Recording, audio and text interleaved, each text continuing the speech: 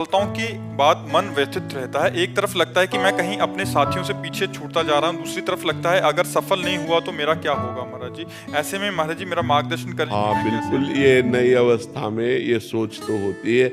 अगर बच्चा हम एकाग्रता पूर्वक अपने पाठ को, तो हमें लगता है कि फेल कैसे हम हो गए।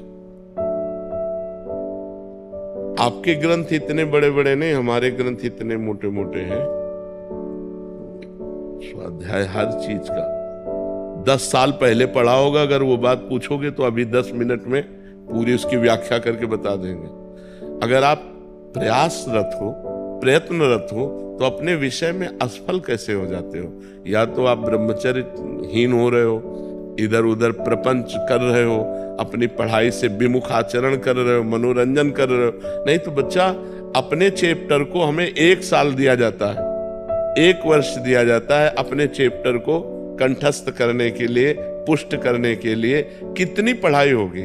बिल्कुल, मतलब जिस विषय में लगो उस विषय में एकदम। तो हम कह रहे हैं तुम्हारा जो चैप्टर है हम उसे कंठस्थ कर सकते हैं। तो हम इतने कमजोर क्यों हैं कि हम फेल हो जाते हैं। अगर ये हो कि भाई टीचर कोई पक्षपात करता है तो बात अलग है, नहीं तो हम फेल क्यों हो जाते हैं। कहीं ना कहीं हम गलत हैं, हम अपनी गलती को सुधारें। और असफलता मिलना सफलता का एक प्रतीक है कि हमें और जोश आना चाहिए। आप जीवन में कभी असफल नहीं होंगे। रात दिन पढ़ाई करो, ब्रह्मचर्य से रहो, भगवान का नाम जप करो, माता पिता की आराधना करो। कौन सी उन्नति जो तुम्हारे चरणन चूम ले, कौन सी उन्नति जो चरणन चूम ले। इसलिए हमें तो लगता है कि हम अपने धर्म ग्रंथों को ऐसे याद किए हैं जैसे काका गागा नहीं याद किया जाता, ऐसे याद। उठते बैठते चलते फिरते जो पद है, पूरी 84 जी, पूरा सुधा निधि जी, पूरी सेवकवाणी, पूरी स्फुटवाणी, उसे जिस विषय में लगे तो अपने विषय में लगे, जिस विषय में लगे तो एकदम लगे। तो आप फेल कैसे हो गए। अपने विषय का ज्ञान आपको क्यों नहीं है। ऐसा तो कोई चैप्टर प्रश्न दिया नहीं जाता जो क्लास का ना हो। मान लो आप 12वीं में हैं तो 12वीं के क्लास के अंतर्गत ही आपको दिया जाएगा। ऐसा नहीं है कि आपको आगे का दिया जाए।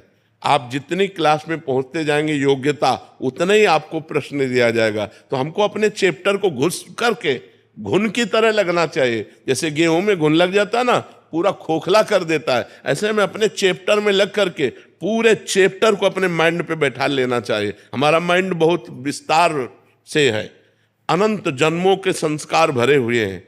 छोटी सी चिप में मन की अनंत जन्मों के, तो ये सब पूरा आपको भर लेना चाहिए।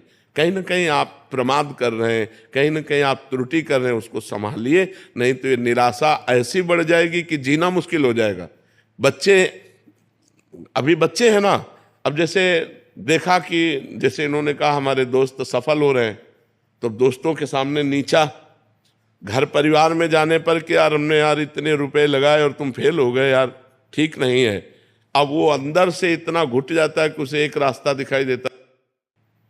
ऐसे कोटा में बहुत से बच्चे जो करते हैं, उसका कारण है कि उनको एक रास्ता नजर आता है कि अब मित्रों में कैसे जाऊं और घर के परिवार वालों को कैसे मुंह दिखाऊं। हर जगह ये आता है कि फेल फेल फेल, तो इससे अच्छा है कि हम कर लेते। कोई रास्ता थोड़ी है। आप भूत प्रेत बनोगे, फिर नाना प्रकार के और दुख भोगोगे। हमें चाहिए कि हम अपनी गलतियों का सुधार करें। मोबाइल में रील देखने में समय बर्बाद न करें, गेम देखने में बर्बाद न करें, गर्लफ्रेंड बॉयफ्रेंड वाली झंझट में ना पड़े, इस प्रपंच में ना फंसे। अगर आप सही से चलो और ब्रह्मचर्य धारण करो, तो ब्रह्मचर्य में इतनी सामर्थ्य है कि सब कुछ याद हो सकता है बच्चा, सब कुछ याद हो सकता है। तो आप निराश मत हो, संयम में चलो और आगे उन्नति को प्राप्त हो। ऐसा नहीं कि बराबर अवनति हार ही हाथ लगेगी, ऐसा नहीं है। आप प्रयासरत रहो, ठीक है।